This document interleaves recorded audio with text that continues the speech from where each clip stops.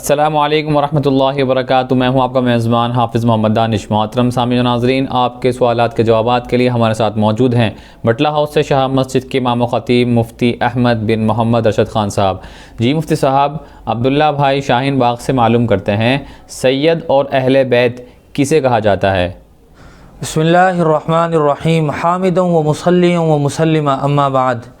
سید وہ لوگ کہلاتے ہیں جو حضرت علی، حضرت جعفر، حضرت عقیل، حضرت حارث اور حضرت عباس رضی اللہ تعالی عنہم کی اولاد ہیں۔ ان کے لیے صدقہ اور زکوٰۃ لینا بھی حرام ہے، یہ لوگ سید کہلاتے ہیں۔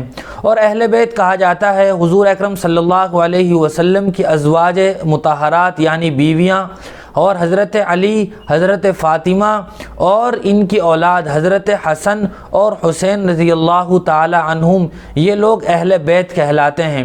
حضور اکرم صلی اللہ علیہ وسلم کا جو خاندان چلا ہے وہ آپ کی چہیتی صاحبزادی حضرت فاطمہ رضی اللہ تعالی عنہم کی اولاد سے چلا ہے، حضرت حسن اور حسین رضی اللہ تعالی عنہم۔ اسی لیے ہم دیکھتے ہوں گے کہ آج کل جو سید حضرات ہیں وہ یا تو حسینی ہیں یا حسنی ہیں۔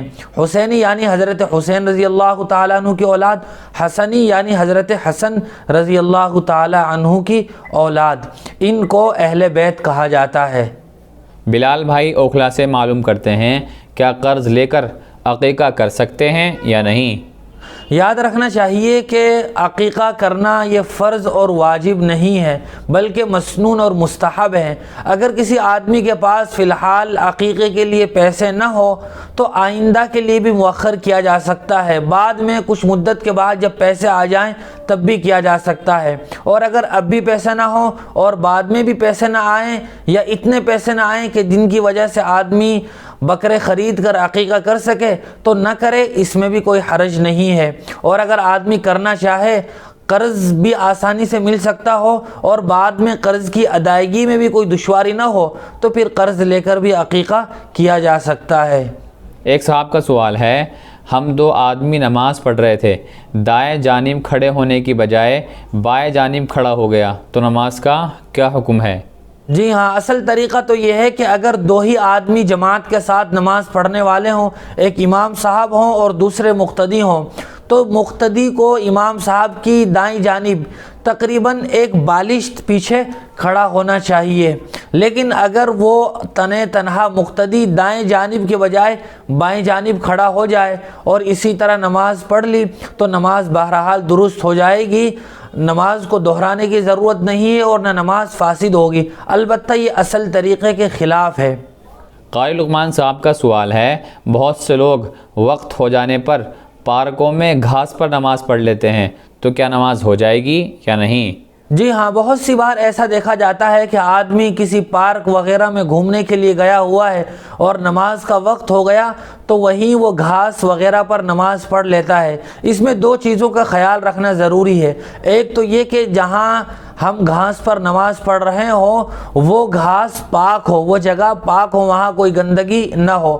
دوسری یہ کہ سجدہ کرنے کی جگہ اتنی نرم نہ ہو کہ سجدے میں پیشانی اس پر ٹک نہ سکے، وہ زمین تھوڑی سخت ہو کہ آدمی جب سجدہ کرے تو پیشانی آرام سے ٹک جائے، جھولے نہیں، اور سجدہ کرنے کے بعد سجدہ کرتے ہوئے آدمی کی پیشانی کی وجہ سے وہ جگہ دب نہ جائے، سخت ہو تو پھر آدمی گھاس پر بھی نماز پڑھ سکتا ہے۔ ایک خاتون کا سوال ہے، میرے ہسبینڈ بات کرتے ہوئے بہت سی مرتبہ اللہ کو اللہ کہنے کی بجائے اوپر والا کہتے ہیں، مثلا یہ کہتے ہیں کہ اوپر والے کی رحمت سے ہوا، تو اس کا شریعت میں کیا حکم ہے؟ جی ہاں، بہت ساری مرتبہ اس بات کا مشاہدہ ہوتا ہے کہ لوگ آپس میں گفتگو کرتے ہوئے اس طرح کہتے ہیں۔ مثال کے طور پر کبھی مسرت و شادمانی خوشی کا موقع ہوتا ہے تو کہتے ہیں یہ تو ہم پر اوپر والے کی مہربانی ہے، اسی کا لطف و کرم ہے۔ یا کبھی کوئی مصیبت پریشانی آ جاتی ہے تب بھی آدمی کہتا ہے کہ یہ سب اوپر والے کی طرف سے ہے، اوپر والا جیسا فیصلہ کر دے ہم اس پر راضی ہیں۔ عام طور سے بولتے ہوئے بولنے والا اوپر والے سے مراد اگر مسلمان ہے تو وہ اللہ کو مراد لیتا ہے۔ بولنے میں تو کوئی حرج نہیں ہے، مسئلے کے لحاظ سے جائز ہے، لیکن اللہ کا جو اصل نام ہے، اللہ کا اسم ذاتی اللہ ہے، اللہ کو اسی نام سے پکارنا چاہیے، اللہ کو اسی نام سے بولنا چاہیے، تو ہمیں بولنے کا ثواب بھی ملے گا۔ یہ بات الگ ہے کہ اوپر والا بولنے سے جب ہمارا مقصد اور ہماری مراد اللہ ہی ہے تو ناجائز نہیں ہوگا۔ ایک صاحب کا سوال ہے، وبا کے وقت اذان دینا کیسا ہے؟ یاد رکھنا چاہیے کہ اس طرح کی بات نہ تو قرآن کریم میں موجود ہے، نہ حدیث میں موجود ہے، نہ سلف صالحین سے، ائمہ اور بزرگان دین سے ثابت ہے کہ انہوں نے وبا کے وقت اذان دی ہو۔ بہت سارے لوگوں نے کورونا کے آغاز میں اپنی اپنی چھتوں سے کچھ ملکوں میں لوگوں نے اذانیں دی تھی۔ شریعت سے اس کا کوئی ثبوت نہیں ہے کہ وبا کے دنوں میں اس طرح اذان دی جائے۔